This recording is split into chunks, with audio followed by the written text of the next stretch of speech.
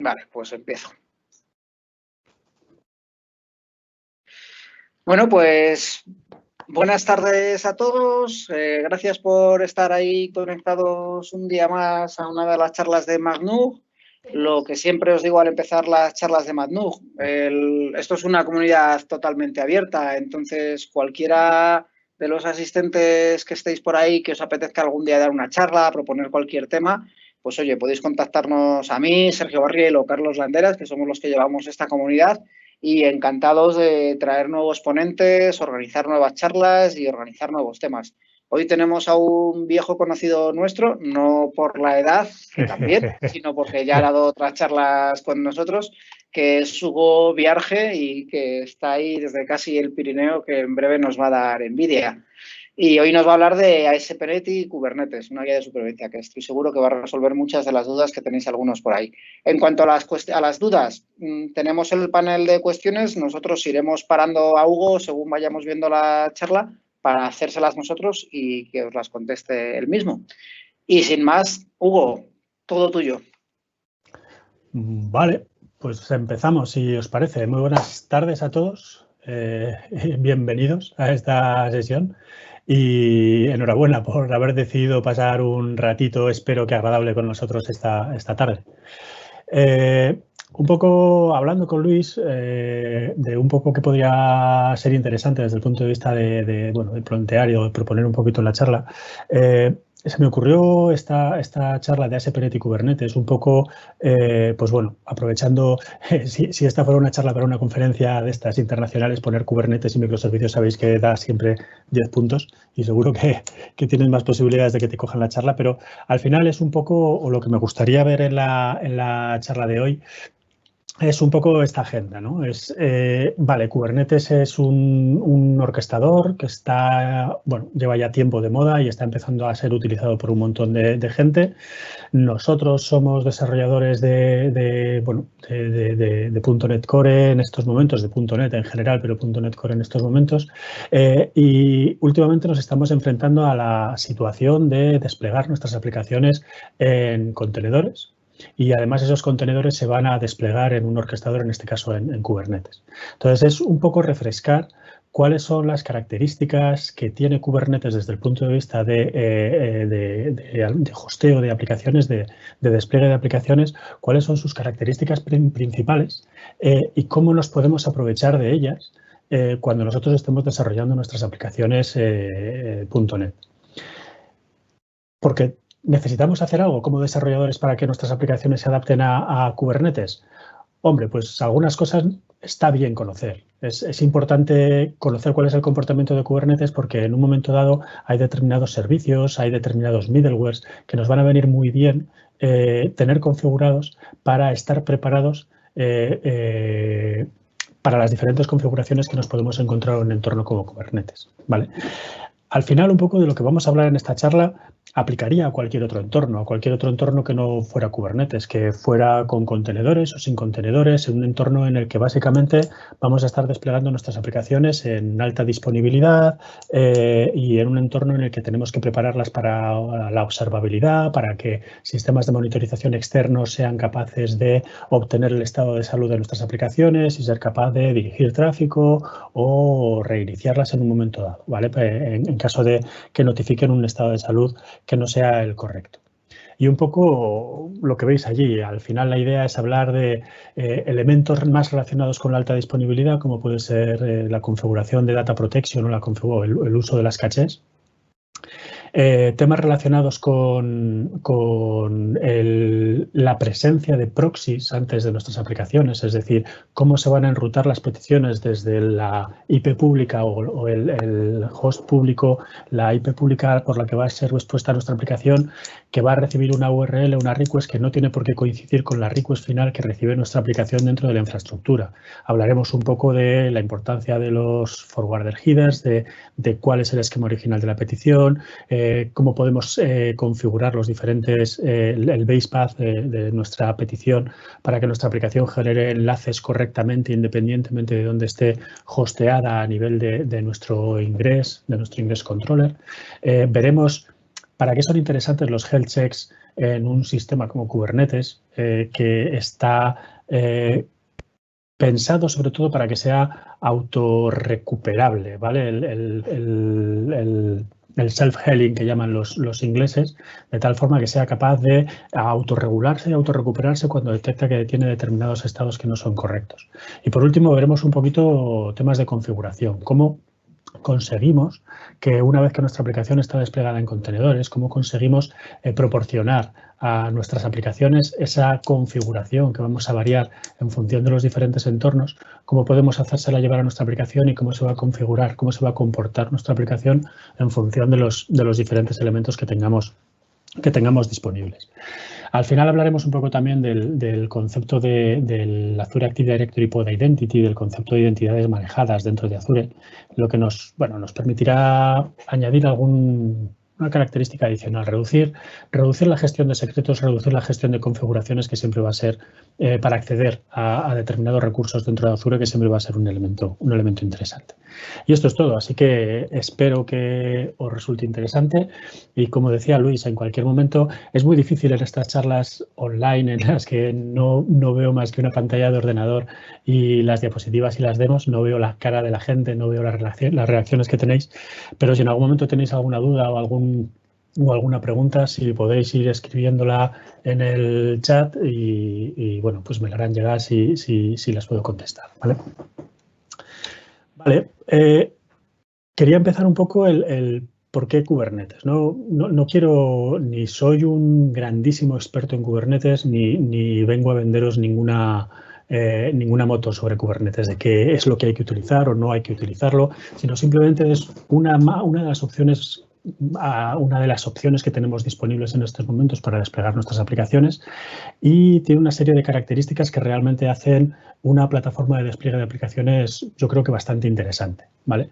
Sobre todo conceptos como ese concepto de una definición declarativa de cuál es el estado deseado en el que nosotros queremos desplegar nuestras diferentes aplicaciones o los componentes de nuestras aplicaciones, y que sea el propio sistema, el propio Kubernetes, el que a través de este bucle de reconciliación que llaman, el que se encargue de monitorizar constantemente cuál es el estado actual de los recursos que hay desplegados en el clúster y compararlo con el estado actual. Y de esa forma intentar en todo momento mantener el estado actual lo más parecido posible a ese estado deseado, ¿vale? Eso es un concepto muy interesante que además nos puede ayudar mucho a mantener un servicio en alta disponibilidad. El segundo concepto que me parece muy interesante, que nos ofrece Kubernetes de una forma realmente out of the box, sin tener que hacer prácticamente nada, es ese concepto de self-healing que decíamos antes, de tal forma que Kubernetes tiene ya integradas toda una serie de herramientas que le van a permitir ofrecer información de cuál es su estado de salud, tanto a nivel de la propia infraestructura, del propio clúster, de los propios nodos, de los propios recursos que tienen los nodos, como de las diferentes aplicaciones, y cómo el propio clúster va a ser capaz de monitorizar esas diferentes aplicaciones, de tal forma que si detecta que algo no está respondiendo como debería responder, pues sea capaz o de reiniciarme un pod o de directamente dejar de enrutarle tráfico, ¿vale? Y otra de las cosas que me parece súper interesantes, y además Carlos Landeras hizo una charla buenísima del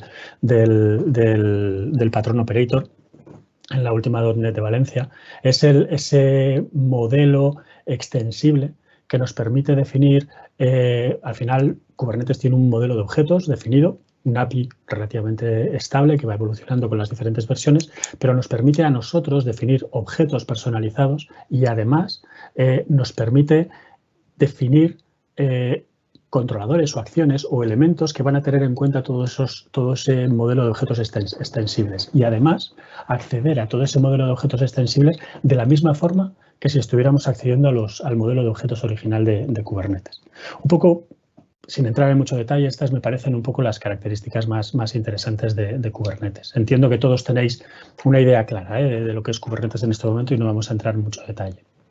Al final, un poco lo que os decía antes, esto es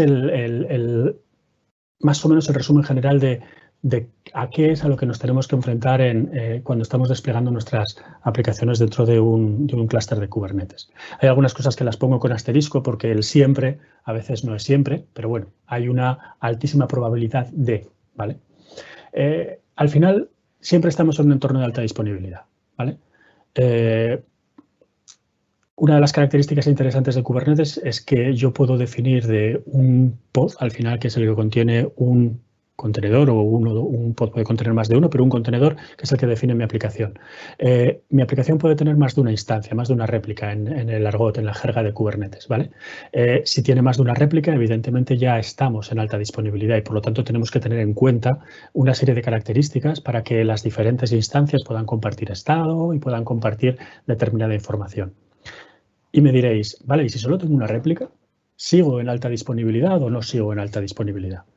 Pues la respuesta, por lo menos desde el punto de vista de Kubernetes, es que aunque solo tengas una réplica, tú tienes que contar que tu aplicación sigue estando en un modelo, en un contexto de alta disponibilidad, porque ante determinadas situaciones, el propio Kubernetes puede decidir que, aunque tu aplicación esté funcionando correctamente, puede decidir matar ese pod y, por ejemplo, moverlo de nodo.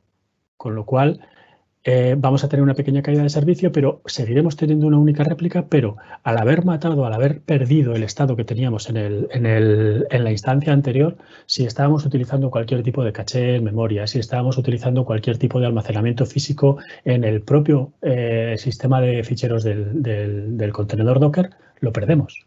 Por lo tanto, tenemos que pensar que aunque nosotros consideremos o despleguemos nuestras aplicaciones con una única réplica dentro de un clúster de Kubernetes, tenemos que pensar que en cualquier momento cualquier información que hay dentro del contenedor es volátil. En cualquier momento puede desaparecer y en cualquier momento puedo perderla. Por lo tanto, es muy importante que cualquier estado que tenga que compartir entre diferentes instancias, diferentes réplicas o diferentes réplicas de mi aplicación esté mantenida, esté almacenada en un sistema externo, ¿vale? Por lo tanto, es siempre alta disponibilidad, aunque tengamos solamente una réplica. Ya os digo, el asterisco es para tomar con precaución, que la palabra siempre hay que tomarla siempre con precaución. Siempre vamos a estar detrás de un balanceador de cargas. Entonces, bueno, siempre, muchas veces, ¿vale? Al final, Kubernetes tiene ese concepto del pod, ¿vale? Que normalmente va asociado con un servicio que hace de balanceador de carga interno dentro del clúster. Y normalmente, vamos a tener un ingress controller que se va a encargar de ofrecer una IP pública para tener acceso a todos los servicios internos del router. De tal forma que el entorno normal, luego lo veremos en un pequeño dibujo, sería que yo tengo un proxy inverso, ¿vale? Que es el que recibe las peticiones externas. En el clúster que he montado es el Docker for Windows, tengo un Nginx ingress controller. Al final, Nginx va a hacer de proxy inverso en el límite en el boundary de mi sistema, va a recibir las peticiones externas. Esas peticiones externas las va a redirigir a mi servicio, que al final no es más que otro balanceador de carga, y ese servicio al final va a redirigir la petición final a uno de mis pods, ¿vale? Por lo tanto, fijaros que en un entorno relativamente normal, siempre va a haber excepciones y siempre va a haber formas de exponer los pods al exterior a través de un servicio de tipo load balancer o otro tipo de configuraciones, pero lo normal es que podamos tener un ingress controller, un servicio y mi pod, con lo cual, como mínimo, vamos a hacer dentro de nuestra infraestructura de Kubernetes 2 saltos para llegar a la aplicación, para que mi aplicación reciba esa petición. Por eso pongo que probablemente vamos a estar siempre en un balanceador de carga y probablemente más de uno, ¿vale? Y luego lo que es importante es que es un entorno autorregulado, es que nosotros o nuestra aplicación no va a decidir, sino que es el propio scheduler, el componente dentro de Kubernetes que se encarga de tomar una serie de decisiones en base a una serie de métricas, una serie de información que él va recogiendo del clúster, es el que va a decidir cuándo mi pod está, por ejemplo, listo para recibir peticiones. Si mi pod está vivo o no, es decir, pues se ha quedado colgado, no es incapaz de procesar peticiones y por lo tanto puede tomar decisiones X en base a esa información o no. ¿vale? El entorno es autorregulado. Él es capaz de tomar decisiones en función de la información que es capaz de recoger del sistema. Y eso es muy importante, sobre todo para nosotros, desde el punto de vista de desarrolladores, para ofrecer en nuestras aplicaciones los puntos de extensibilidad o los mecanismos para que el propio Kubernetes sea capaz de recoger el estado de salud de nuestras aplicaciones, ¿vale? Y otro elemento importante, por ejemplo, es al final es el consumo de los recursos asignados. Al final nosotros estamos, cuando desplegamos una aplicación en Kubernetes, estamos en un contexto, estamos en un vecindario de alguna manera, ¿vale? No tenemos un clúster que al final es un conjunto de servidores, un conjunto de CPU, memoria y disco que tenemos que repartir entre normalmente un montón de aplicaciones, un montón de namespaces que hay ahí dentro. ¿Qué queremos? Que nuestra aplicación de repente empieza a funcionar de una manera imprevista, empieza a devorar RAM y nuestra aplicación va a ser capaz de conseguir que el resto de aplicaciones que hay desplegadas en el nodo sean incapaces de acceder a los recursos que necesitan para servir sus propias peticiones. O queremos establecer unos límites, ¿vale?, a partir de los cuales nuestra aplicación se tendría que comportar y que en función de si se sobrepasan esos límites también el propio clúster, el propio Kubernetes realice unas determinadas acciones. Pues este es un poco el contexto de los elementos que vamos a analizar hoy, el contexto de despliegue de nuestras aplicaciones, ¿vale?, en base al cual tenemos que analizar un poco todo lo que vamos a contar hoy. Vale. Vamos a empezar sobre todo por los elementos relacionados con la alta disponibilidad y aquí hay dos de ellos, ¿vale? No tengo unas demos específicas para ellos, pero sí que veremos algunas cositas. Son los relacionados sobre todo con la infraestructura, el subsistema de Data Protection de ASP.NET Core y lo que son las cachés. Al final, si recordáis un poco lo que decíamos al principio en el contexto de despliegue, estamos en un entorno de alta disponibilidad y por lo tanto necesitamos un mecanismo de que independientemente de que la petición de un usuario llegue a una réplica o llegue a otra réplica, el comportamiento de mi aplicación sea exactamente el mismo, ¿vale? Esto es, al final, el mecanismo de Data Protection es el que se va a encargar sobre todo. Imaginaros que estáis desarrollando una aplicación que va a ser un frontal que está desarrollado en, pues, por ejemplo, en ASP.NET Core MVC, ¿vale? Es una aplicación tradicional, server-side rendering, en la cual la autenticación de los usuarios se va a realizar por cookies, ¿vale? Mecanismo, una situación, una aplicación, un despliegue, una situación bastante habitual. Vale, pues el mecanismo de Data Protection es el que se va a encargar de encriptar esas cookies, ¿vale? De tal forma que yo inicio sesión en una réplica, esa réplica emite una cookie. En la siguiente petición que yo hago a mi clúster, el servicio me redirecciona a otra réplica y esa otra réplica tiene que ser capaz de desencriptar esa misma cookie con el mismo key material con el que ha sido encriptada para recuperar e instanciar, para recuperar la información de ese usuario, crear la instancia del claims principal e identificar de forma unívoca al usuario, exactamente igual que si la petición hubiera ido a la otra réplica. ¿De acuerdo? Hay algunos mecanismos para intentar evitar esta configuración, como las sticky sessions, cookies de afinidad, cosas de ese estilo, para garantizar que cuando yo hago una petición hacia un determinado backend, hacia un determinado pod, todas mis siguientes peticiones van hacia ese escenario. Pero bueno, vamos a intentar evitar ese tipo de medidas, ¿vale? Pensemos que vamos a poder acceder de forma completamente independiente a cualquiera de las réplicas en las que esté desplegada mi aplicación y cualquiera de ellas sea capaz de compartir esa información, ¿vale? Para ello, este sistema de Data Protection lo que utiliza es un key-ring, básicamente es unas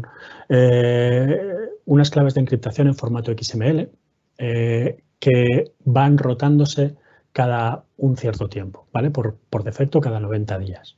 Esa información, por defecto, se almacena en función de dónde estamos desplegando nuestra aplicación. Hay una serie de optimizaciones dentro del propio código de ASP.NET Core para que si se está ejecutando dentro de una máquina Windows, se almacena en un determinado directorio, protegido por la propia infraestructura de criptografía del sistema operativo, por DPAPI. Si estamos en un entorno de Azure App Service, por ejemplo, utiliza también una configuración predeterminada. Pero el problema es que cuando nosotros estamos dentro de un contenedor, vamos a tener un problema, y es que no hay un mecanismo estándar para poder plantear ese mecanismo. Perdón, que os estoy enseñando aquí cosas que no debía, ¿vale? Con esto vamos a ir a la primera demo. Las demos las voy a plantear, estoy utilizando Docker for Windows, tengo instalado Docker for Windows. En Docker for Windows sabéis que podéis habilitar la opción de un clúster local de Kubernetes con un único nodo, ¿vale? Tengo aquí un único nodo dentro de mi clúster y estoy utilizando simplemente, tengo aquí disponibles una serie de manifiestos con las diferentes demos y los vamos a ir desplegando. En ese clúster para ver cuáles son las diferentes opciones o los diferentes comportamientos de nuestras aplicaciones, ¿vale? Entonces, en esta primera demo, para que veáis un poco cuál es el comportamiento por defecto de una aplicación que tiene definida Data Protection cuando se ejecuta dentro de un contenedor, ¿vale? Vamos a desplegar un poquito estos manifiestos.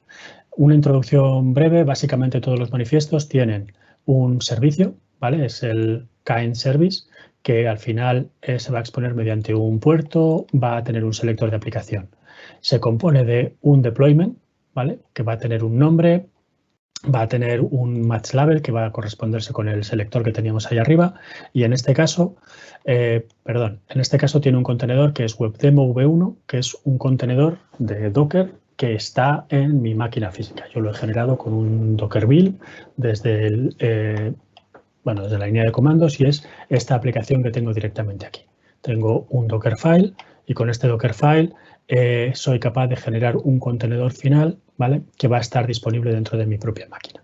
De esta forma no necesito un repositorio, no necesito un container registry para poder desplegar aplicaciones dentro de mi clúster local de Kubernetes con Docker for Windows, ¿vale? Y al final, para que podamos acceder de una forma sencilla, en ese clúster tengo, como os decía antes, tengo instalado un Nginx controller, un Nginx Ingress Controller, y lo que voy a incluir aquí es esa configuración del ingress, que básicamente lo que le dice es en las anotaciones que va a utilizar ese Nginx Ingress Controller, va a decir que hostea, que el dominio externo que yo voy a tener que utilizar para acceder a mi aplicación va a ser este Kubernetes Docker Internal, que se registra automáticamente cuando instalamos Docker for Windows dentro de nuestro fichero host de nuestras máquinas Windows, ¿vale? Con lo cual esto mapea a la dirección 127.0.0.1 a localhost, ¿vale? Y lo que voy a definir es el path de mi aplicación. En este caso, el path de mi aplicación es la raíz y por lo tanto voy a poder acceder a la aplicación sin ningún tipo de problemas, ¿vale? Para desplegar ese manifiesto, yo estoy aquí en esta terminal, estoy situado dentro del directorio de mis demos. Aquí lo que voy a hacer es utilizar el comando kubectl, el apply-f, que es el fichero que quiero utilizar, y esto lo que va a hacer es aplicar una serie de manifiestos dentro de lo que es el clúster y ese ciclo de reconciliación, es decir, estoy desplegando el estado deseado, y es ese ciclo de reconciliación interno de Kubernetes el que se va a encargar de monitorizar todos estos objetos, todos estos manifiestos que hay dentro del clúster y realizar las acciones necesarias para conseguir que ese estado deseado se materialice, se lleve a la realidad, ¿vale? En este caso vemos que aquí en el tab de pods estoy filtrando por namespace, estoy enseñando solamente los pods que tenemos en el namespace default, que es el donde se crean todos los objetos por defecto si no les especifico un namespace por defecto. Yo he creado este pod aquí. Veis que en principio está verde, está running, no he tenido ningún problema en descargarse la aplicación. Si vemos dentro de este pod, una de las cosas que yo puedo hacer es ver cuáles son los logs de este pod. Y fijaros que lo que vemos en la primera línea nos dice almacenando las claves en este directorio, ¿vale? Y dice que las claves pueden no ser persistidas fuera del contenedor, ¿vale? Por lo tanto, nos avisa directamente de que dentro de este contenedor no tenemos una persistencia, no podemos compartir ese key material, ¿vale? Para compartir la criptografía entre diferentes réplicas de nuestra aplicación. Y además nos dice no solamente eso, sino que además nos dice que además no hay un encryptor, un mecanismo de encriptación de esos archivos para que puedan estar protegidas cuando están en el disco y no están siendo utilizadas por el sistema. Para que nadie pueda acceder directamente a ese directorio, puedo hacer un qctl.exe, un qctl.exe, entrar dentro de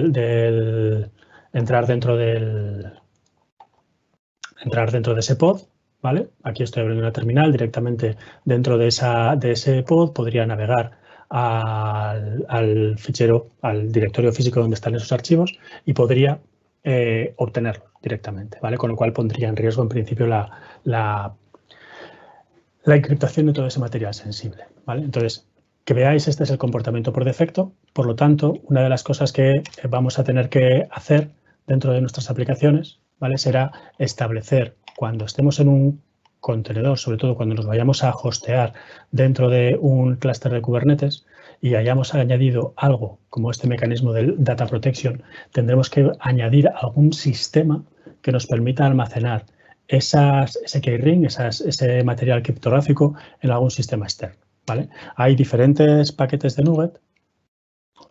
Muevo esto para que lo veáis. Hay diferentes paquetes de NuGet, pero básicamente podemos utilizar cualquiera de estos, ¿vale? De persistir claves, persistir las claves en un blob storage de Azure, persistirlas en el file system, donde podríamos montar un volumen persistente dentro de nuestro contenedor y ese volumen persistente podría ser compartido entre diferentes réplicas, con lo cual podríamos almacenarlo dentro de ese file system, pero al final ese volumen persistente no es más que un Azure Blob Storage, que es el mecanismo o el proveedor de volúmenes persistentes por defecto, bueno, por lo menos cuando estamos dentro de un clúster de AKS, ¿vale? Podríamos persistirlas al registro, podríamos persistirlas a un Redis, podríamos persistirlas a diferentes sitios, ¿vale? Entonces, contad con que en el momento en el que estáis desplegando vuestra aplicación vais a tener que configurar esos mecanismos de almacenamiento del data protection en el momento que estéis desplegando vuestros contenedores en un entorno que no sea vuestro entorno local.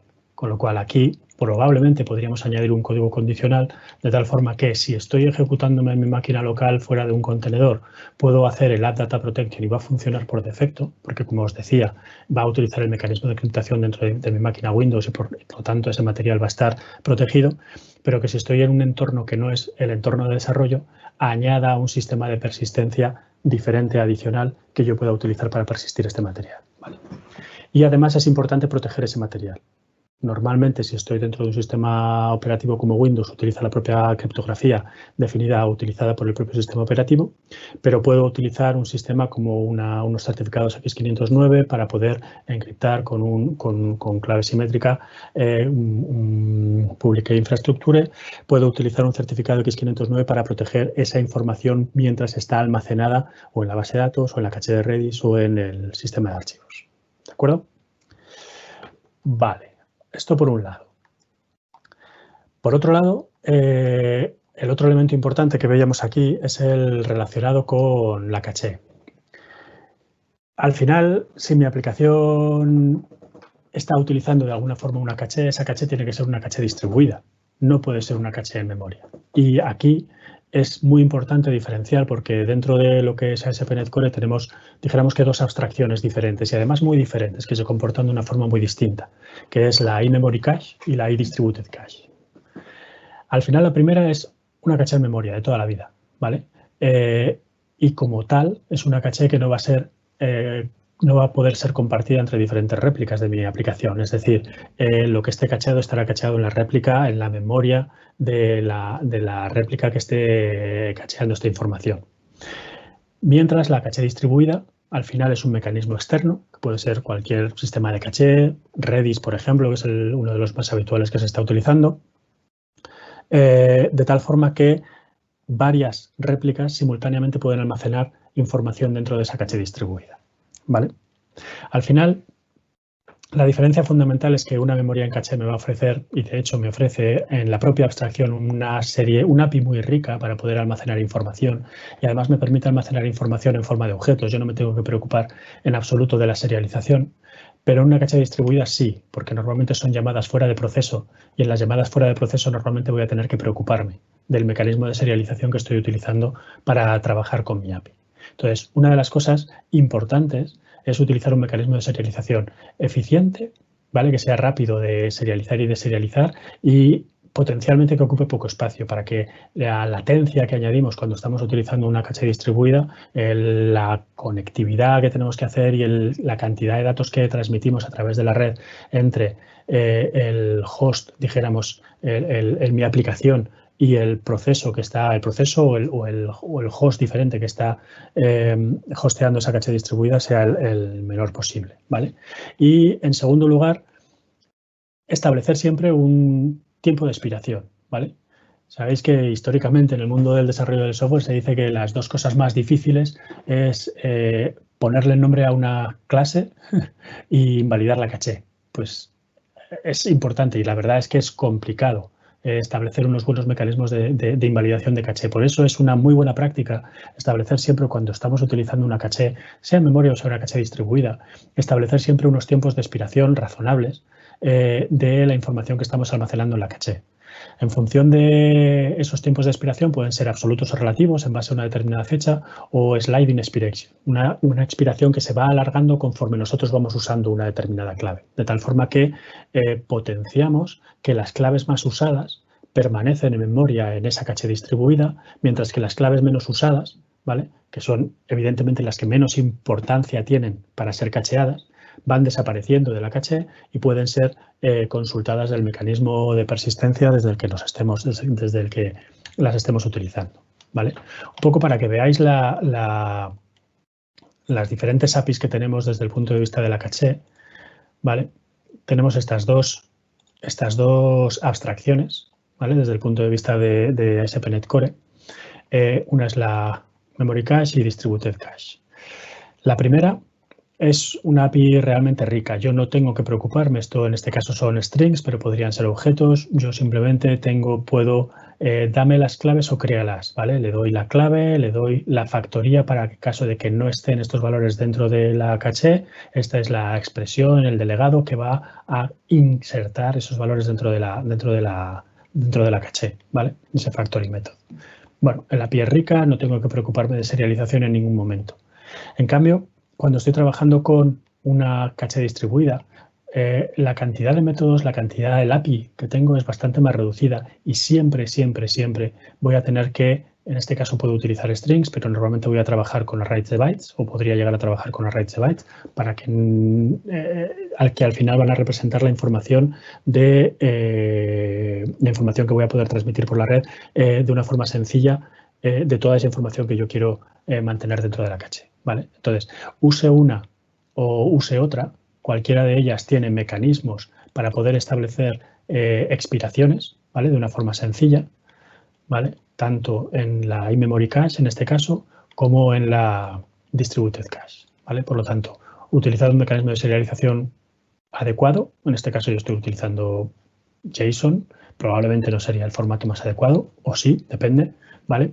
Pero siempre utilizar algún tipo de mecanismo de expiración, ¿vale? Visto esto, vamos a pasar a una parte que a mí me parece muy interesante, que es cuando tenemos que lidiar con la presencia de un proxy dentro de nuestra aplicación. Al final, este es un poco el esquema, los diferentes componentes de lo que os explicaba antes, ¿vale? Tengo el láser por aquí, bueno, no sé, espero que veáis el ratón. Este es el navegador del usuario que está accediendo a mi aplicación, ¿vale? Y va a realizar peticiones directamente a mi ingress controller, que va a ser el que expondrá esa IP pública, y este ingress controller va a llamar a este servicio, ¿vale? Y este servicio al final va a llamar al pod, que normalmente será el que contenga el contenedor que está exponiendo mi aplicación, ¿sí? Por lo tanto, vamos a tener esta petición de aquí a aquí, y esta petición de aquí a aquí, y esta petición de aquí a aquí. 3 peticiones diferentes. Uno de los elementos habituales, además, es que el ingress controller puede realizar una acción y muchas veces se configura para que realiza la opción de TLS offloading, que se llama. Es la acción en la cual la comunicación entre el navegador del usuario y mi boundary, el punto límite, la frontera de mi aplicación se realiza mediante una comunicación basada en TLS con comunicación encriptada por HTTPS.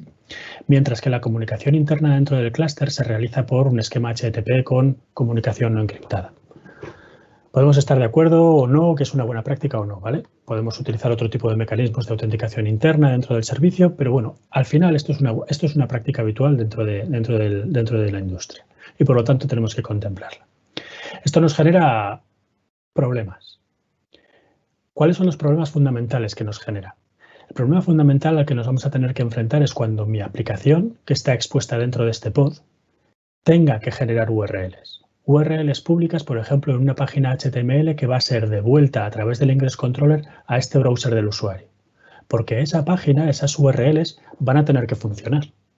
Y en función de cómo esté configurado este Ingress Controller, si tiene algún path o no tiene algún path, si está configurado directamente sobre un host y la raíz de mi aplicación o no, veremos ahora un poco los detalles, ¿vale? Pero la petición que yo recibo aquí, en este punto, puede ser completamente diferente de la petición que recibo dentro de mi aplicación. Y mi aplicación tiene que ser capaz de darse cuenta de eso o de estar configurada para eso exactamente y ser capaz de, en base a esa configuración, generar las URLs válidas, ¿vale?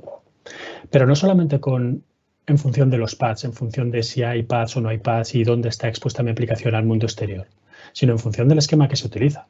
Porque si estamos diciendo, por ejemplo, aquí que mi aplicación está o mi Ingress Controller está configurado para hacer TLS offloading, significa que las URLs que yo le tengo que enviar al usuario van a tener que utilizar el esquema HTTPS, no el esquema HTTP. Pero las peticiones que recibe mi aplicación y las que va a utilizar a la hora de crear esas URLs absolutas, si yo lo necesitara, será el esquema HTTP. ¿Cómo consigo configurar mi aplicación para que el Ingress Controller, aparte de la petición inicial, mande de alguna forma cuál es el esquema original que estaba utilizando la petición cuando ha sido procesada por el Ingress Controller? ¿Vale? Esos son los dos elementos, los dos problemas que tenemos que resolver cuando nosotros estamos trabajando o desplegando aplicaciones en un entorno como este. ¿Cuál es el problema? Vale, vamos a ver un poco las opciones que tenemos. Al final, dentro de mi startup, que no os lo he enseñado todavía, yo he preparado aquí una proxy configuration. ¿Vale? Ahora os enseñaré un poquito qué es esa proxy configuration. Pero al final no voy a tener que hacer nada especial dentro de la configuración de mis servicios, pero cuando vengo a la configuración de mi middleware, justo antes de poder procesar o de querer procesar ningún otro middleware adicional, he preparado un método de extensión que es este de usar un proxy si es necesario, en base a esa configuración del proxy. ¿Y cuándo puede ser necesario o qué elementos pueden hacer que sea necesario? Pues al final, yo tengo aquí al final una configuración que me va a decir cuál es el comportamiento de ese proxy. Si no hay proxy, no hago nada, no tengo que añadir absolutamente ningún middleware, ¿vale? Si tengo un proxy y además el proxy está configurado para mantener el path que recibe, yo voy a tener que añadir un middleware que es este usePathBase, donde en el pathBase le voy a poder configurar cuál es la ruta bajo la que está definida mi aplicación, ¿vale? Y si tengo otro comportamiento que es removeProxyPath, yo voy a tener que utilizar otro middleware, que en este caso es un middleware basado en una lambda, en la que voy a tener que añadir a la request el pathBase automáticamente, perdón, manualmente, no automáticamente, directamente del que yo reciba o tenga en esa configuración, ¿vale? Esto que parece un poco oscuro, al final espero que lo veamos de una forma un poquito más sencilla aquí, ¿vale? Lo que estamos viendo es situaciones como estas. Al final mi navegador, yo en la URL del navegador te creo algo de este estilo, demo.hb.es. El ingreso está configurado para que directamente, pues como este que os he enseñado yo aquí, ¿vale? El ingreso está configurado como este que está aquí, que directamente tengo un host y no tengo un path. Por lo tanto, las rutas de las dos aplicaciones van a poder ser exactamente las mismas. Por lo tanto, mi ingreso, esta es la IP, dijéramos, de mi servicio, sustituirá la petición a este host directamente por la IP de mi servicio y esta IP llegará a mi pod. Mi pod tiene que generar una URL contra el endpoint privacy, ¿vale? Y lo que generará en este caso generará una URL relativa, ¿vale? Pero si genera una URL absoluta, podría generar una URL absoluta como esta de aquí, con barra privacy, ¿sí? ¿Cuál es el problema? Que yo he definido configurar mi ingress, ¿vale? Que sería este de aquí, para que exponga este servicio directamente a partir de service, ¿vale? Y que todas las peticiones al path service me redirijan a mi aplicación, ¿sí? En este escenario, lo que nos vamos a encontrar es que, vale, la URL original, bueno, en este caso sería este de aquí, la URL original es demohb.es/service. La petición que va a recibir mi aplicación es, en este caso, perdón, aquí tengo un typo. Esto sería un service, perdón. Imaginaros que aquí pone service en vez de privacy, ¿vale? La petición que recibe mi aplicación es 10.1/service, pero mi aplicación no tiene ningún endpoint de service. Mi aplicación tiene que ser capaz de estar configurada para que este segmento lo ignore, lo tenga en cuenta para la generación de las URLs, pero cuando genere la URL de privacy, meta ese service por allí. Eso es lo que va a hacer el propio middleware del usePathBase, ¿vale? Lo que va a hacer es detectar un segmento que nosotros le hemos configurado como un segmento que no forma parte de nuestra propia aplicación, pero que tiene que ser incluido dentro de los enlaces que genere mi aplicación, ¿vale? Bien, creo que todo esto lo vamos a ver de una forma mucho más sencilla con un ejemplo, ¿vale? Nos vamos aquí, nos vamos al final, vamos a ver la demo 2. Esto es un proxy, ¿vale? Esa demo 2, mientras se va creando, os enseño lo que es. Esto no lo guardo. Al final es parecida, ¿vale? Yo voy a tener un servicio por allí, tengo este deployment, ¿vale? Tengo esta especificación y lo único que he añadido es dentro de mi contenedor, que utiliza la misma imagen, exactamente la misma imagen, WebDemo v1, lo único que he definido son unas variables de entorno. Y en esas variables de entorno, esta es una variable de entorno ya definida por el propio sistema, estos son variables de entorno que he definido yo, ¿vale? Voy a definir dos configuraciones, una que es el path base y una que es el proxy behavior. Y el proxy behavior puedo tener esos valores que os he enseñado antes, ¿vale? Y el ingress, en este caso, lo que voy a hacer es partir de esta configuración y luego iremos haciendo diferentes modificaciones para ver el comportamiento, ¿vale? Con esta configuración original, que es la misma que teníamos antes, si yo navego a mi aplicación, que sería esta, ¿vale? Debería estar disponible, ¿vale? Ahora tengo ese contenedor corriendo y debería ser capaz de poder navegar, porque fijaros que como tengo un único host y el path en el que está expuesta mi aplicación coincide con el path de mi página, yo no tengo que hacer ninguna configuración adicional, ¿vale? Si nos vamos al log de este contenedor, por aquí abajo vemos esta línea en el que me está escribiendo una traza que es proxy behavior no proxy y no hay ninguna configuración requerida en lo que es el middleware. Y de hecho, vemos que en todos los middlewares que se están ejecutando aquí, ninguno está relacionado con el path base, ¿vale? Con el use path base. Y el comportamiento de mi aplicación es un comportamiento, pues aquí tengo las diferentes variables que tengo dentro de la aplicación, puedo navegar a las configuraciones, puedo navegar a diferentes elementos. Ningún problema, ¿vale? Vale, voy a exponer mi aplicación. Directamente voy a comentar esta anotación, voy a comentar esta anotación dentro del ingress controller para permitirme utilizar expresiones regulares.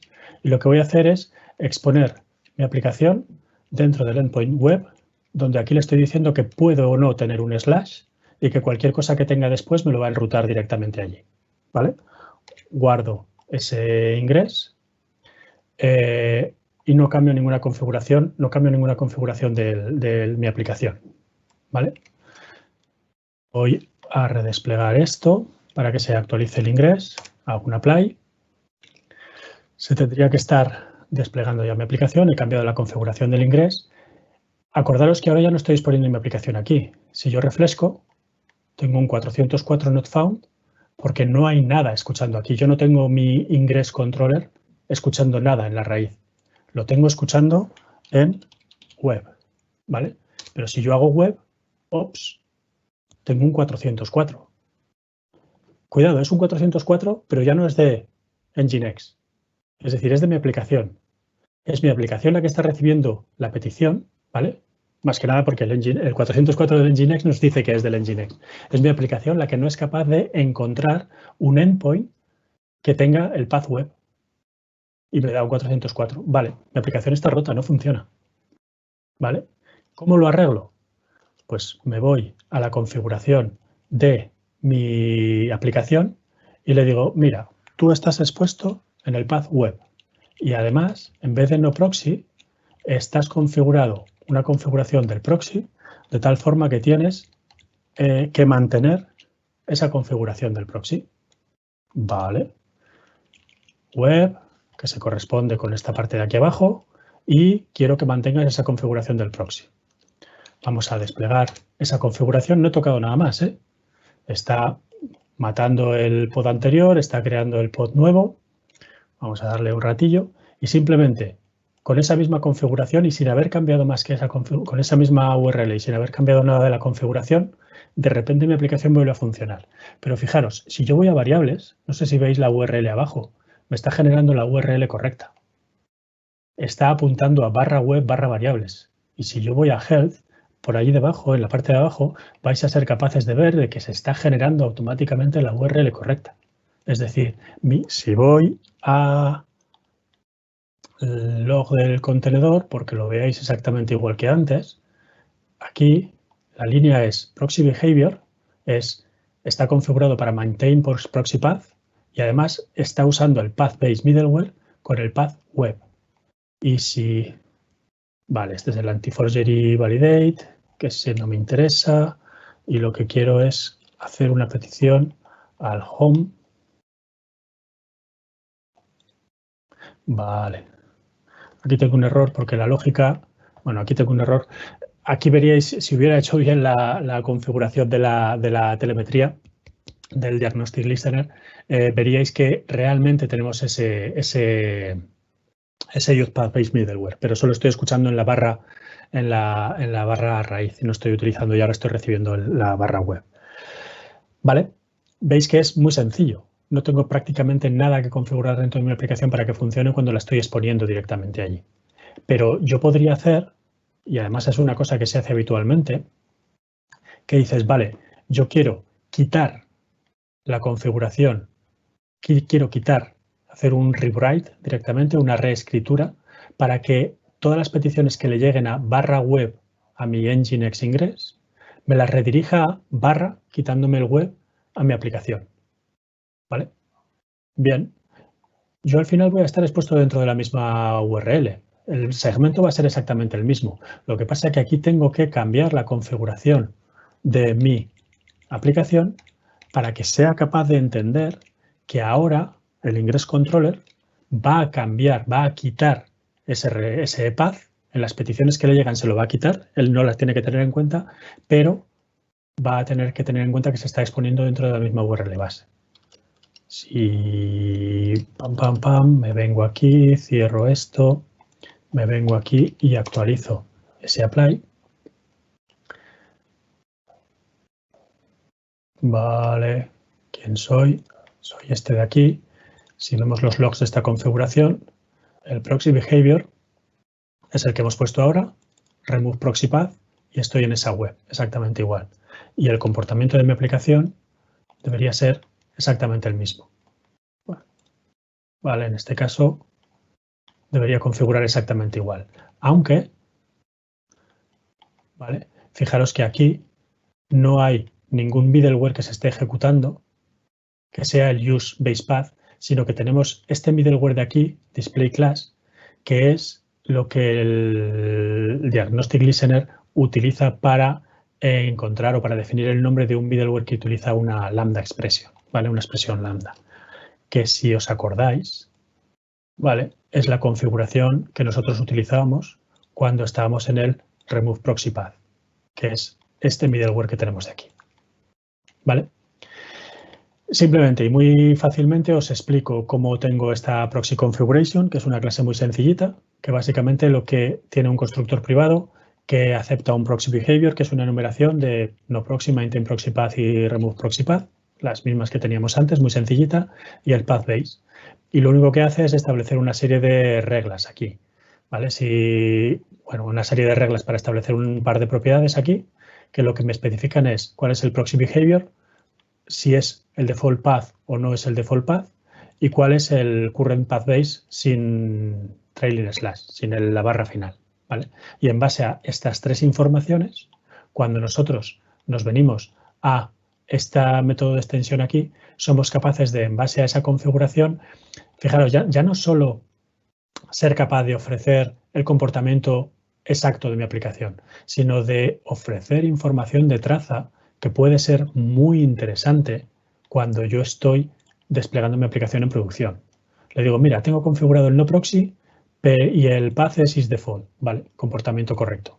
Pero tengo configurado no proxy y el path no es default. Pues le digo, cuidado, log warning, cuidado. Tienes configurado la aplicación para que utilice el proxy behavior de no, pero le has configurado un base path que es diferente del path base. Por lo tanto, algo estás intentando hacer mal. Revisa tu configuración, ¿vale? Y voy a ser capaz de meter un warning. Y preparo mis aplicaciones para que cualquier persona de operaciones, o nosotros mismos, seamos capaces de revisar los logs de mi aplicación y verificar cuál es el comportamiento, la configuración sobre las que se está ejecutando. ¿Correcto? Es muy importante añadir esta información de traza para que tengamos una idea clara de cómo se está ejecutando mi aplicación. ¿Vale? Lo mismo con maintain proxy path y el remove proxy path. ¿Vale? Habéis visto que con una pequeña configuración desde el exterior en base a cómo voy a configurar el ingres, soy capaz de que mi aplicación se comporte de forma automática. O sea, se comporte correctamente independientemente de que sea expuesta en un path o no, y además haciendo un rewrite de esa URL hacia el pod o sin hacer el rewrite de esa URL hacia el pod. Perfecto. Y me diréis, vale, ¿qué pasa con los forwarded headers? No tienes absolutamente nada dentro de tu aplicación para configurar los forwarded headers. Aquí no hay nada porque aquí solo poníamos el use path base. Bueno, pues es que creo que todos estamos de acuerdo en que ASP.NET Core hace mucha magia por debajo. Y resulta que si ASP.NET Core se encuentra una configuración de este estilo, con ASP.NET Core Forwarder Headers Enable, definido así como variable de entorno, pero yo lo puedo tener directamente en un archivo de configuración con Forwarder Headers Enable, resulta que va a hacer magia y automáticamente él solo me va a poner ese comportamiento de Forwarder Headers.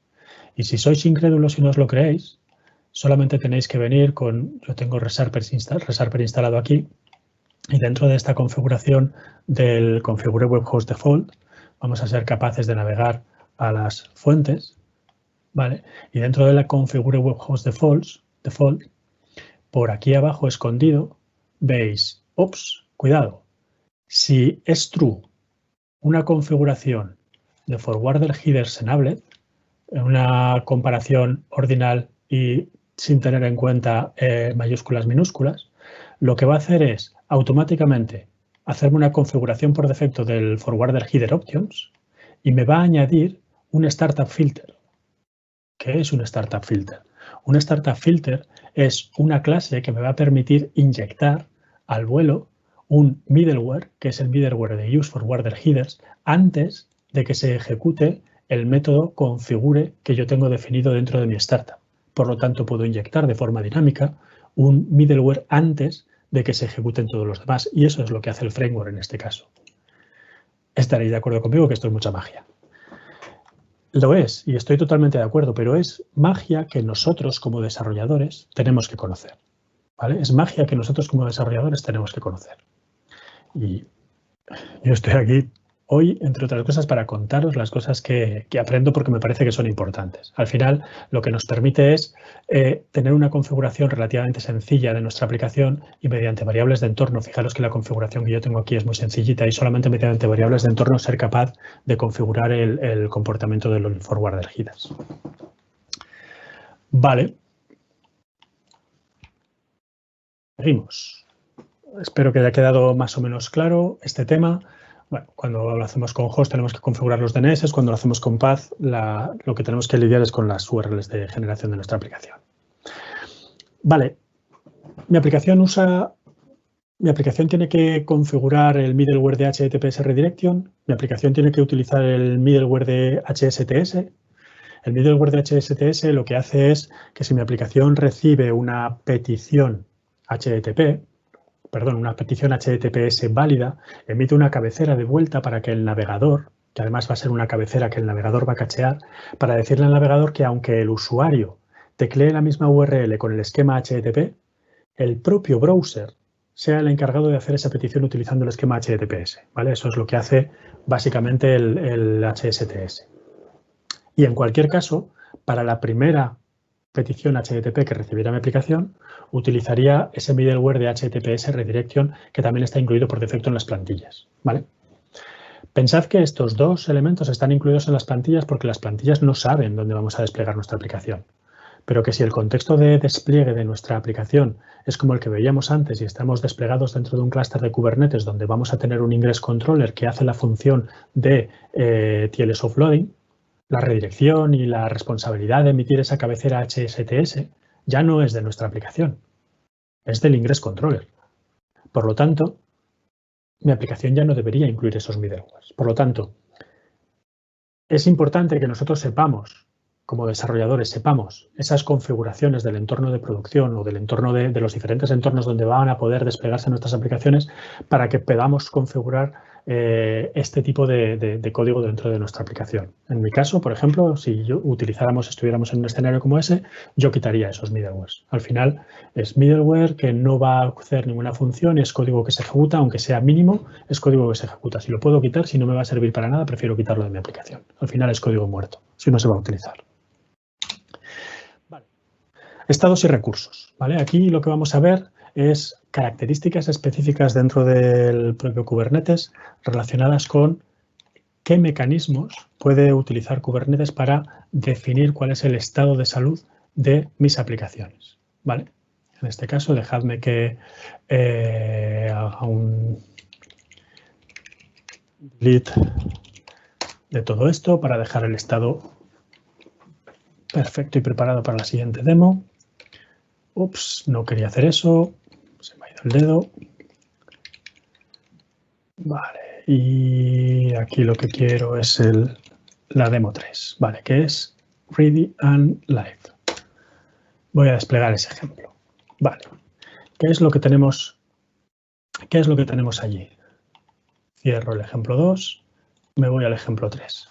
Al final es muy parecido, ¿vale? El servicio no cambia, el ingress no cambia. Ahora todos los ingress, ¿vale? Van a ser la configuración directamente con el path. No voy a tener que cambiar la configuración del no proxy y el path base me vale. No tengo ningún tipo de problema.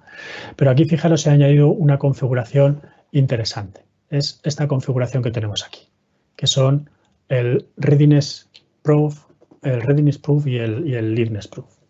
Al final, estos son dos conceptos del propio Kubernetes que, utilizando esa característica, esa configuración del self-healing, de auto-cura, dijéramos, me va a permitir configurar dentro de este contenedor dos endpoints. Hay alguna configuración adicional, pero estas dos son las más importantes. Dos endpoints para establecer cuál es el estado de salud de mi aplicación, ¿vale? En primer lugar, el readiness.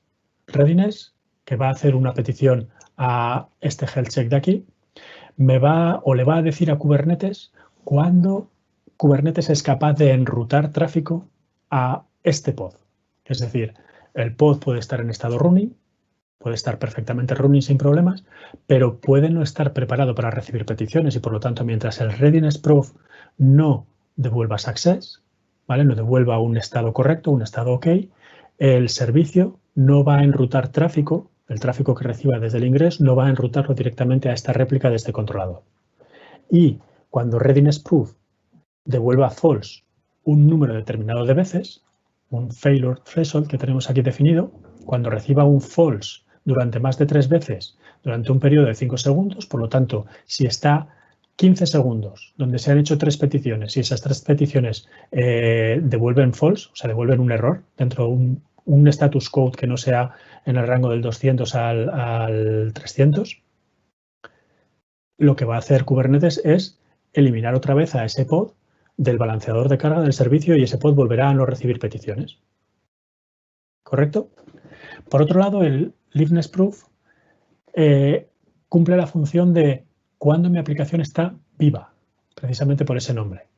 Y mi aplicación está viva es capaz de recibir peticiones, ¿sí?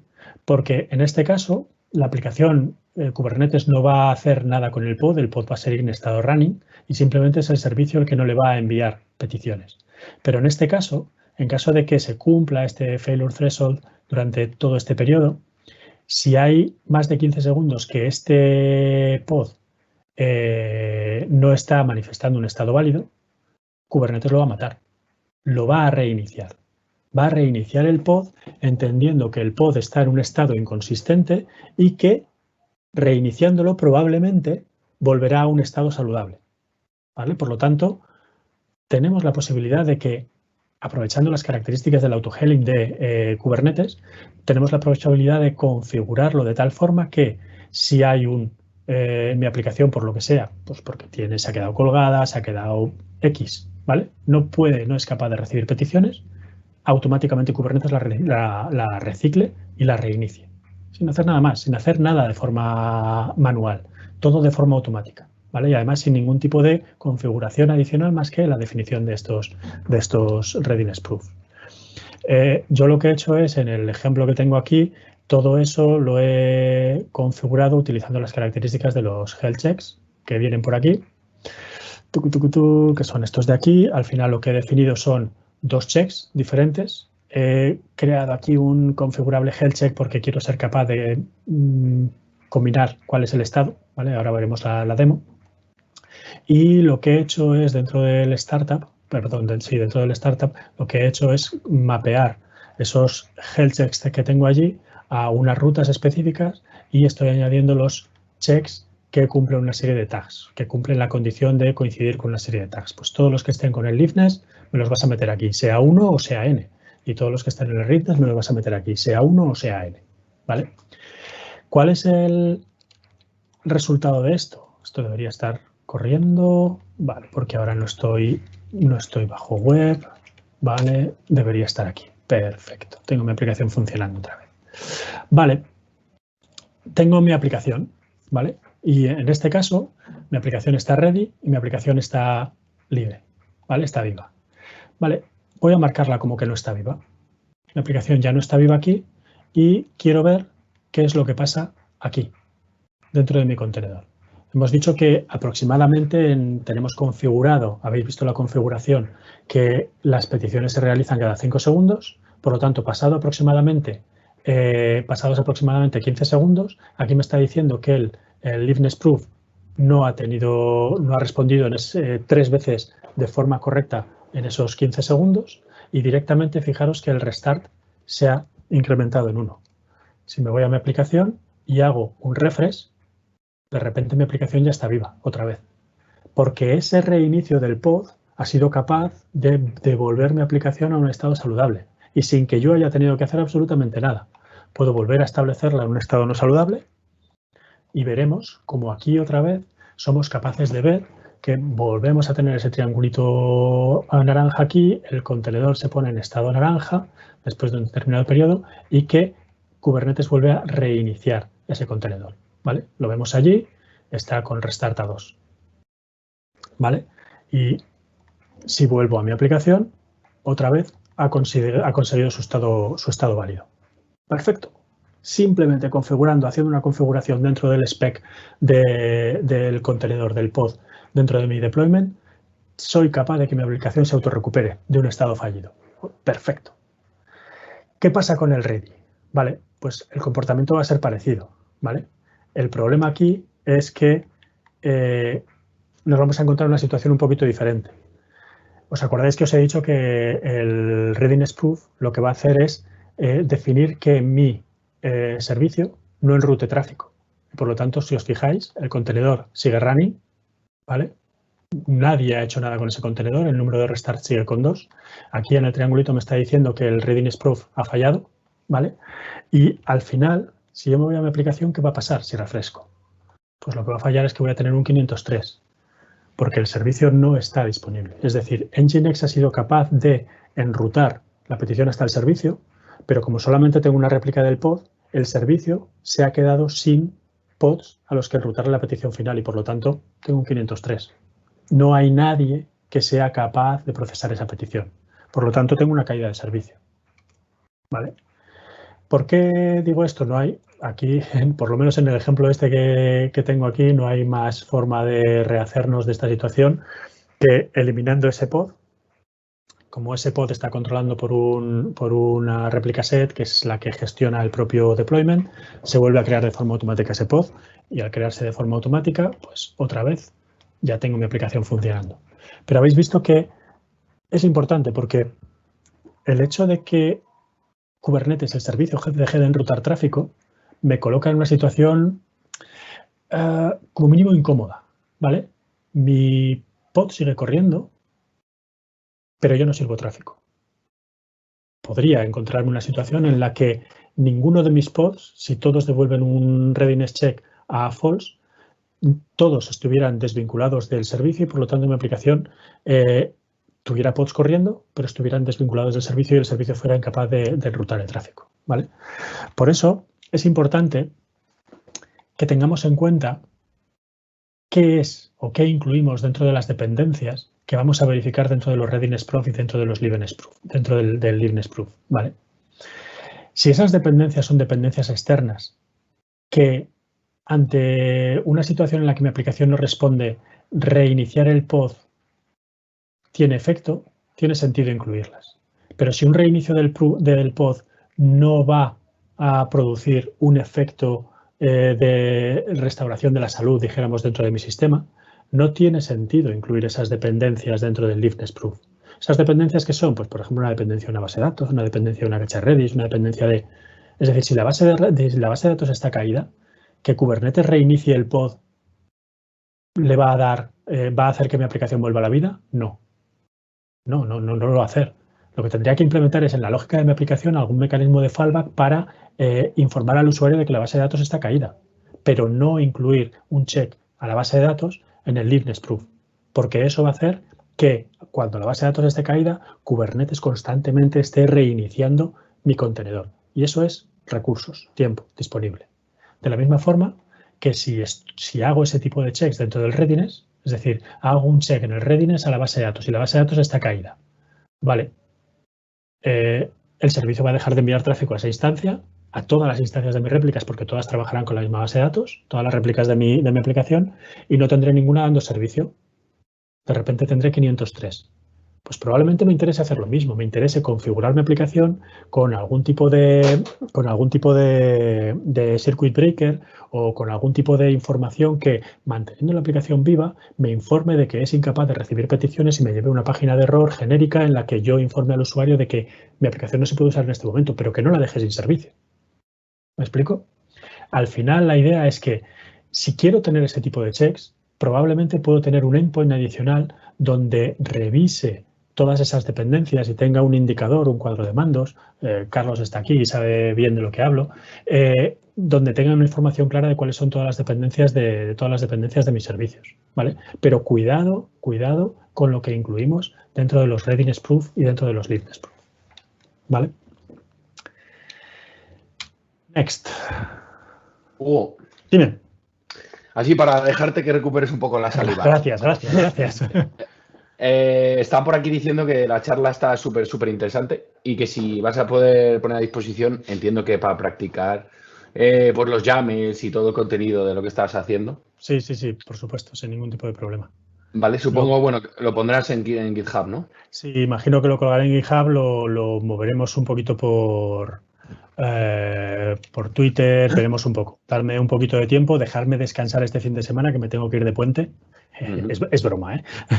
Que no me voy a ningún sitio. ¿Descansar, Hugo? ¿Tú descansas alguna vez? Sí, alguna vez sí, como todos. Pero sí, lo pondremos a disposición de la gente, ¿vale? Vale. Nos vamos con el siguiente punto. Dejadme que me coloque. Vale, estoy aquí.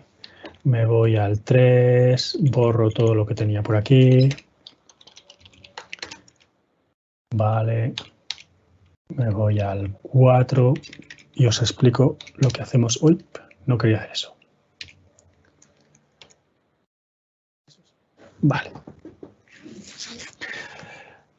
Vale. Es lo que hacemos en el 4. Al final, decíamos que cuando estamos en el contexto de un clúster, voy bien de tiempo todavía, ¿verdad? Sí, 10. Vale. Yo creo que me da tiempo. Cuando estamos en el contexto de un clúster, normalmente mi aplicación no va a ser la única aplicación que está corriendo dentro de ese clúster, sino que va a estar ejecutándose junto a otras muchas aplicaciones, compartiendo una serie de recursos, que al final, para eso tenemos un clúster, ¿no? Para eso nos fuimos a la nube, para hacer una optimización de todos esos recursos, de todo ese hierro que no era necesario que compráramos, ¿vale? Que no era necesario que pagáramos a priori, ¿vale? Si no sabíamos si lo íbamos a utilizar o no, sino que realmente pagáramos única y exclusivamente por aquello que utilizábamos, ¿vale? Por eso nos fuimos a la nube, ese era el argumento de venta, ese que se utilizaba. Aquí en el clúster al final nos encontramos en una situación parecida. Tenemos un conjunto de hardware que nos ofrece una serie de recursos que vamos a tener que compartir entre diferentes aplicaciones, ¿vale? Y vamos a poder establecer también configuraciones dentro de nuestros deployments para definir qué características, qué recursos necesita mi aplicación como mínimo para poder ser arrancada, dijéramos, para poder ser desplegada dentro de un nodo del clúster y poder levantarse, y cuál va a ser la configuración máxima de recursos que va a poder utilizar mi aplicación, ¿vale? En este caso, tenemos una configuración basada en lo que se llaman los recursos de un deployment, ¿vale? O los recursos de un contenedor en este caso. En este caso, para que veáis el ejemplo, el servicio es exactamente el mismo, el ingreso es exactamente el mismo, no hay ningún tipo de información adicional, y lo que sí que es, he añadido esta información de aquí, que por ahora está comentada, ¿vale? Yo puedo definir los recursos y voy a poder definirle los requests con respecto a la memoria y con respecto a la CPU, y voy a poder definir los límites con respecto a la memoria y con respecto a la CPU. Los requests es la cantidad de recursos mínimos que tiene que verificar Kubernetes para elegir el nodo donde va a ser desplegado mi pod, ¿vale? De tal forma que Kubernetes, utilizando un algoritmo complejo, verá cuáles son los recursos libres que tienen cada uno de los nodos que componen nuestro clúster y elegirá de todos aquellos nodos el que como mínimo tenga los 100 megas de memoria que tengo aquí y los 50 milicores, que en este caso es una cantidad de una fracción de una, bueno, aquí depende del sabor exacto con el que del clúster donde nos encontramos. En el caso, por ejemplo, de AKS sería una virtual CPU de una máquina de un nodo. En el caso de mi máquina física, esto es un core del procesador, ¿vale? 50 milicores. Sería la 50 milésima parte de la capacidad de proceso de una CPU, ¿vale? Entonces, como mínimo tengo que tener disponible esto, y si no tengo disponible esto en ningún nodo del clúster, ¿qué va a pasar con mi pod? Pues que mi pod se va a quedar en el estado de pending y no va a pasar de ahí. ¿Por qué? Porque el scheduler no va a encontrar ningún nodo con los recursos suficientes para poder crear ese pod. Si yo soy el operador de un clúster de Kubernetes, ¿cuál es una métrica que tengo que utilizar? ¿Cuál es el número de pods que están en estado pending en mi clúster? Porque si de repente el número de pods en estado pending en mi clúster crece, quiere decir que me estoy quedando sin recursos dentro de mi clúster, ¿vale? Porque el scheduler no es capaz de encontrar los recursos suficientes para poder poner un pod en un nodo de mi clúster, ¿correcto? Y los límites lo que hacen es decirle, vale, tú vas a ser un buen ciudadano y como mínimo vas a pedir esta información, pero mira, como máximo de todo lo que yo tengo disponible en este clúster, como máximo te voy a dar 1 giga de memoria y te voy a dar una CPU completa. Una virtual CPU en caso de AKS, un core de mi procesador en caso de mi máquina física. Y en el momento que llegues a este límite, voy a tomar acciones. Vale, ¿qué acciones vas a tomar? Pues claro, eso me interesa. Pues mira, si desde el punto de vista de CPU, el propio sistema operativo, el propio clúster de Kubernetes, te limitará la cantidad de CPU que puedes utilizar. No voy a tomar ninguna acción adicional, pero no vas a poder, aunque haya disponible CPU, no vas a poder utilizar más de esa. Y te dará acceso a los ciclos de procesador en la proporción en la que yo tenga definida aquí como máximo. Pero cuidado, cuando hablamos desde el punto de vista de memoria, si mi aplicación se pasa de la memoria que yo tengo definida aquí, zasca, Kubernetes la va a matar. Y Kubernetes va a volver a reiniciar el pod, ¿vale? Por lo tanto, si yo defino un límite de memoria y mi aplicación supera ese límite de memoria, lo que vamos a tener efectivamente es que vamos a ver que mi aplicación se reinicia, ¿sí? Para ver la demo, lo que he hecho es bajarme aquí, está en el Google Container Registry, es una imagen de un libro muy bueno de Kubernetes Up and Running, que os recomiendo, de verdad, si estáis trabajando con Kubernetes, os recomiendo de verdad leerlo. Es una introducción muy clara a muchos de los objetos básicos de Kubernetes y utilizan esta imagen un poco para demostrar diferentes elementos del comportamiento de Kubernetes, ¿vale? Es una imagen que si la vemos aquí, tiene un comportamiento parecido a este, ¿vale? Nos ponen esto bien en rojo porque la verdad es que estamos exponiendo información que puede ser confidencial. No es recomendable exponer o meter esta imagen dentro de un clúster que pueda ser accedido públicamente, ¿vale? Es recomendable para trabajar en clústeres locales. Entonces, entre otras cosas, tiene pues, detalles de la petición, tiene cuáles son las variables de entorno del sistema donde me estoy ejecutando, opciones para probar también los liveness proofs y los readiness proofs, diferentes cosas. Pero sobre todo lo que me interesa es cuál es el estado, el consumo de memoria de este pod en estos momentos, ¿vale? Acordaros que venimos de aquí. Yo no tengo ningún límite, ¿vale? Si yo vengo aquí, le voy a decir, vale, coge 500 megas. Venga, te voy a dar otros 500 megas. Estoy ejecutándome en mi máquina, yo tengo un límite en Docker for Windows, le he asignado para que no nos quedáramos sin recursos, le he asignado 6 gigas de memoria máximo, ¿vale? De tal forma que yo voy a poder ir añadiendo bloques de 500 megas en 500 megas, viendo cómo evoluciona el consumo de la aplicación, de tal forma que cuando esté por aquí, si yo tengo 6 megas en total, cuando esté por aquí probablemente haya muchas aplicaciones, muchos pods si se están creando nuevos que empiecen a quedarse en estado de pending porque ya no tienen recursos suficientes, porque yo estoy consumiendo un montón de memoria, ¿vale? Y llegado a un determinado punto, ¡pum! ¿Vale? Lo que pasa es que mi aplicación, a ver si llegamos, yo creo que ya no hemos llegado, ¿vale? Pero ese rayito lo que hace es que tengo un out of memory del propio Kubernetes y lo que hace es un reinicio del pod. Fijaros que lo tengo aquí, ¿vale? Pero Perdona, antes... Hugo, que tengo aquí 2 preguntas de hace un rato que se me había pasado. Me pregunta Juan David, hola, ¿qué opinas de los Startup Pros? Al final, la documentación lo define muy bien. Un Startup Pro al final cumple la función de una prueba.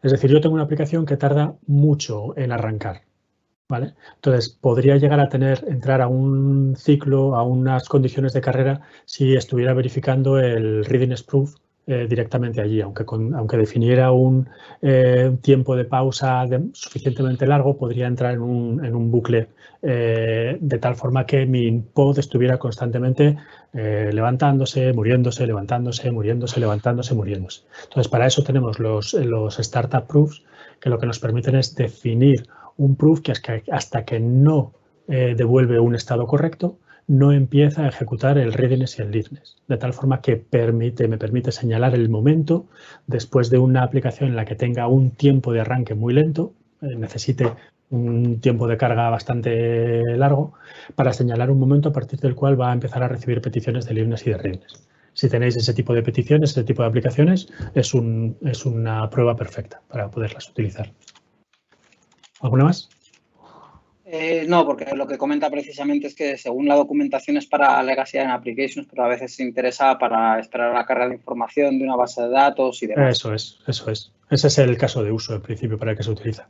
Con aplicaciones modernas, yo no he tenido que trabajar con aplicaciones Legacy en entornos de contenedores, por lo menos hasta ahora, y toco madera, y yo no lo he tenido que utilizar nunca. O sea, lo conozco de la documentación. Yo sí, si me permitís el aporte, ¿vale? Claro.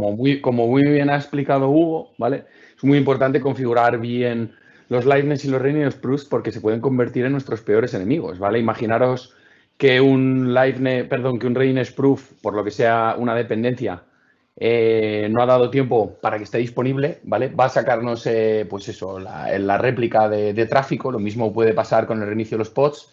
Tenéis un parámetro muy útil que es el Initial Delay Seconds, ¿vale? En todas las pruebas, tanto liveness como readiness, para que le deis un periodo prudencial cuando está arrancando una réplica para que se ejecute la prueba, ¿vale? De manera similar a lo que estaba comentando Hugo antes como la otra aproximación. Yo personalmente es la opción que utilizo, ¿vale? Normalmente con utilizar un initial delay seconds de entre 10 y 15 segundos es más que probable que nuestra aplicación esté totalmente disponible. También depende de la necesidad que tengamos cuando levantamos N réplicas de que respondan lo antes posible o que estén disponibles lo antes posible.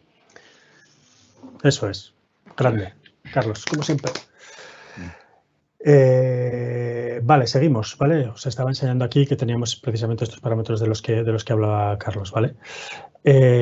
Seguimos. Al final, lo que he hecho es descomentar ese código que tenía antes, he establecido unos requests y unos límites dentro de mi aplicación y ahora le digo que este pod puede consumir como máximo 1 GB de memoria de toda la que yo tengo disponible, ¿vale? Yo voy a seguir teniendo 6 GB de RAM disponibles en este clúster, dijéramos, ¿vale? Eso está corriendo ya. Voy a reiniciar para que lo veamos y si voy haciendo estas configuraciones, voy a reservar esos 500 megas, voy a intentar reservar otros 500 y yo debería ver ya en estos momentos, debería ver ese reinicio allí. Fijaros que realmente estoy limitando el consumo de memoria y cuando estoy pasándome de ese consumo de memoria, ¡pum!, otro reinicio aquí. OM out of memory killed. Este contenedor ha sido matado. Kubernetes ha decidido matarlo porque ha superado el límite de memoria permitido que tenía definido, ¿vale? Y ahora, después de un reinicio, volverá a la salud, ¿sí? Entonces, conocer esto es muy importante y sobre todo es muy importante porque en un contexto en el que vamos a desplegar un conjunto de aplicaciones que normalmente, potencialmente, ¿vale? Imaginemos que va a haber varias aplicaciones y probablemente todas son aplicaciones críticas. La forma de controlar de alguna manera la cantidad máxima de recursos que van a utilizar determinadas aplicaciones y no afecten al resto de las aplicaciones del clúster es definir todo este tipo de límites, ¿vale? Tanto a nivel de pods, podríamos definir límites a nivel de namespace, podríamos hacer que cuando no están definidos los límites se definen de forma automática en función del namespace, es decir, hay recursos muy potentes dentro del propio clúster de Kubernetes para establecer restricciones políticas de uso de recursos dentro de mi aplicación, ¿vale? Vale, que se me va, configuración, vale. ¿Cómo configuro mi aplicación para que sea capaz de, al final, el concepto del que tantas veces nos ha hablado Luis, de construye una vez y despliega N veces en N entornos con configuraciones diferentes, ¿vale? Al final, nosotros tenemos que tener nuestras aplicaciones preparadas para que se puedan ejecutar o para que se puedan configurar, dijéramos, desde fuera, ¿vale? Leyendo archivos de configuración externo o recibiendo configuración de variables de entorno, pues cualquiera de estas cosas que en principio tenemos disponibles dentro de nuestra aplicación de nuestras aplicaciones de ASP.NET, ¿vale? Para eso, una de las cosas que hacemos habitualmente, sabéis que por defecto, otra vez dentro de nuestro programa y dentro de las opciones de configuración por defecto, cuando creamos un default host, una de las cosas que se hacen es obtener las variables de configuración para configurar el host y luego configurar la aplicación. Y que en esta configuración por defecto pues se van mirando las variables de entorno, buscamos los archivos de configuración desde un archivo JSON que se llama appsettings.json, appsettings.json del entorno en el que nos estamos ejecutando. Si nuestra aplicación es desarrollo y nuestra aplicación tiene un nombre, buscamos los secretos del usuario, luego las variables de entorno, luego si hay argumentos de línea de comando, también los argumentos de línea de comando. Esto es configuración estándar por defecto, ¿vale? Entonces, habitualmente, una de las opciones que tenemos tenemos ya opciones ricas de configuración de nuestra aplicación, ¿vale? Si unas de las opciones que tenemos, pues por ejemplo, aquí tengo un ejemplo en el que dentro de mi app settings tengo estas variables de configuración, ¿vale? Una app configuration donde tengo una city y una montaña favorita, una ciudad y una montaña favorita, ¿vale? Para que se note que soy de Huesca y que tenemos montañas importantes por aquí. Esta configuración, si yo ejecuto mi aplicación Si ejecutara mi aplicación en todas las configuraciones anteriores, estaba leyendo directamente desde el Application Settings, pero yo puedo configurar dentro de las configuraciones de Kubernetes, puedo configurar o puedo utilizar diferentes mecanismos para definir esas configuraciones, ¿vale? En este caso, puedo utilizar el concepto de config map, que puede tener dos sabores diferentes, ¿vale? Aquí voy a explicaros dos formas diferentes de definir nuestra configuración. Una es utilizando algo parecido a un archivo JSON, ¿vale? Para la configuración del config map, que luego voy a poder montar como un volumen dentro de mi aplicación, ¿vale? De tal forma que voy a montar ese volumen desde esa configuración, desde ese config map con ese nombre que tiene ahí, y el ítem que tiene el nombre app settings, ¿vale? Que al final es este ítem que tengo aquí, me lo vas a meter como fichero secret.json, donde me lo vas a meter dentro de esta ruta de aquí, ¿vale? Con lo cual, app/app es la ruta por defecto donde se copian nuestras aplicaciones en el Docker file que se genera por defecto. Entonces, estoy creando una carpeta config y habrá un fichero que se llamará config.json dentro de /app/config/config.json, ¿vale?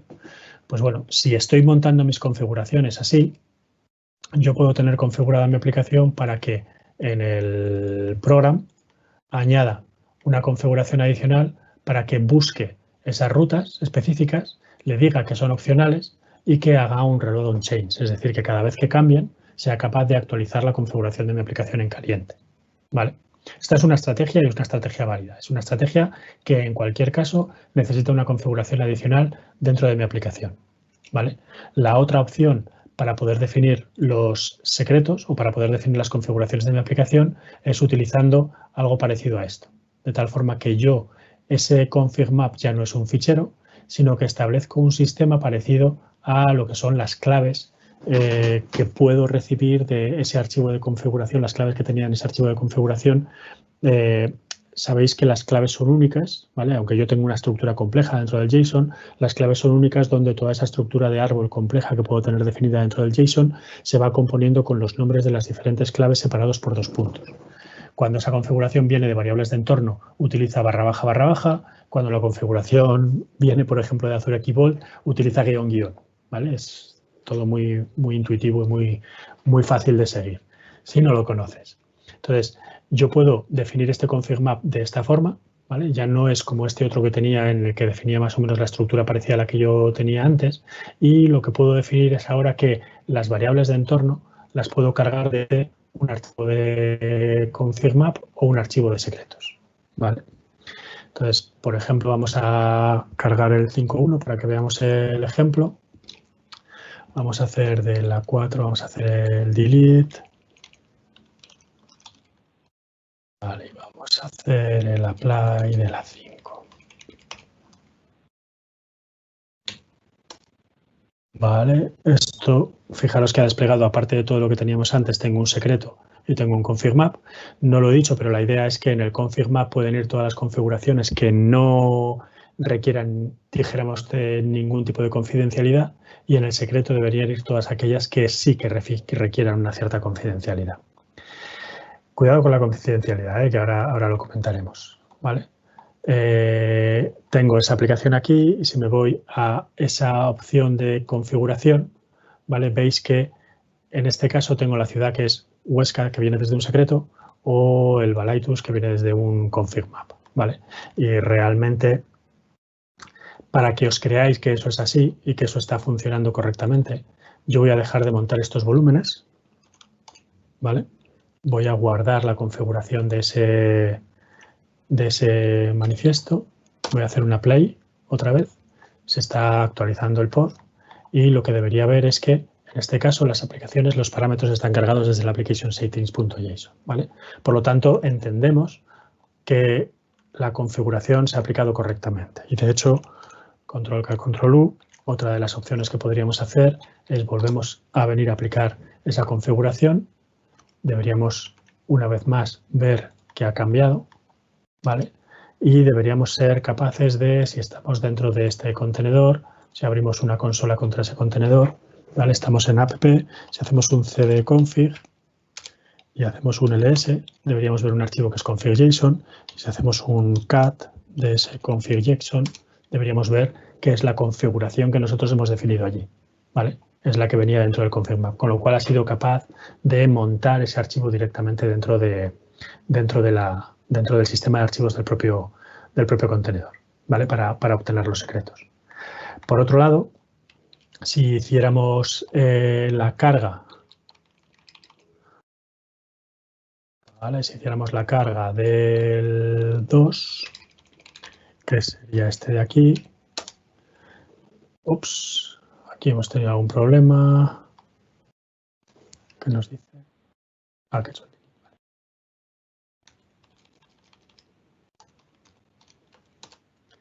Que no los he creado. El comportamiento aquí, perdón, el comportamiento va a ser el mismo, ¿vale? Pero en este caso, todas esas variables, todas esas configuraciones las hemos definido por variables de entorno. Serían variables de entorno que yo tenía definidas por aquí, ¿vale?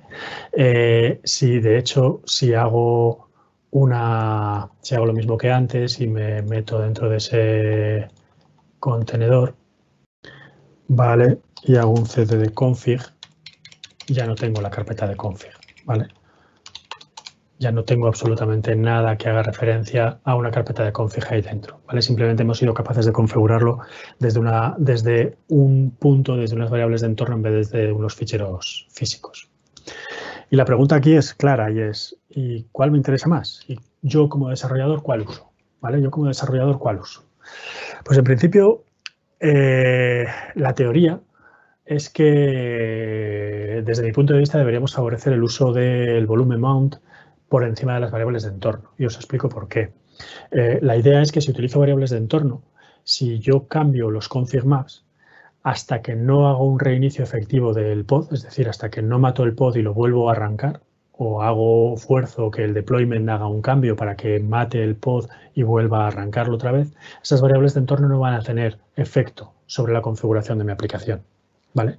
En cambio, si soy capaz de añadir esos archivos al sistema de archivos del contenedor y mi aplicación está configurada para que haga uso de un eOptions snapshot cuando utiliza todas estas configuraciones, va a ser capaz de reconfigurarse en caliente y de ser consciente de cuando ha habido un cambio en esos archivos de configuración y sin tener que reiniciar el pod, ser capaz de cambiar el comportamiento de la aplicación porque hemos hecho un cambio en su configuración, ¿vale?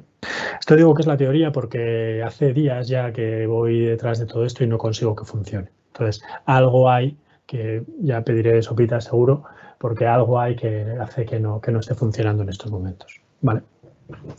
Os decía que hay que tener cuidado con eso de los secretos porque el nombre es muy bonito, ¿vale? El nombre de los secretos es muy bonito. ¿Vale? De hecho, la diferencia entre un config map que veríamos aquí, ¿vale?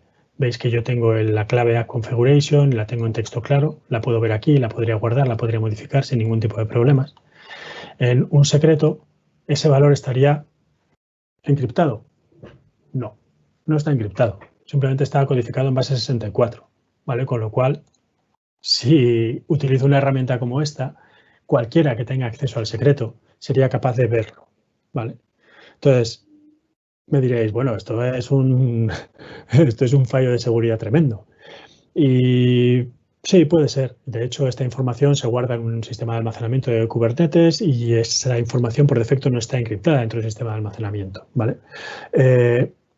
Porque la idea no es que esto esté protegido, sino que la idea es que nosotros tengamos configurado un sistema de control de accesos dentro de nuestro clúster. Cuando lo creemos, está configurado con un RBAC, con un Role Based Access Control, de tal forma que nosotros restringamos el acceso de modificación o incluso de lectura a estos objetos, ¿vale? Es decir, dentro de los permisos que nosotros podemos dar dentro de un clúster o de los permisos que podemos dar sobre los diferentes objetos que desplegamos del clúster, los secretos son unos objetos muy especiales sobre los que no deberíamos dar permisos de edición o de lectura a las personas que no quisiéramos que los pudieran ver o modificar, pero sí poder crear, por ejemplo, un sistema de integración continua, un sistema de despliegue continuo que pudiera crear ese tipo de objetos, ¿vale? Sea que estuviera vinculado con una cuenta de servicio en vez de con un usuario específico. ¿vale? Por lo tanto, cuidado con los secretos que no son secretos, aunque tengan un nombre que lo parezca, ¿vale? Cuidado con esto.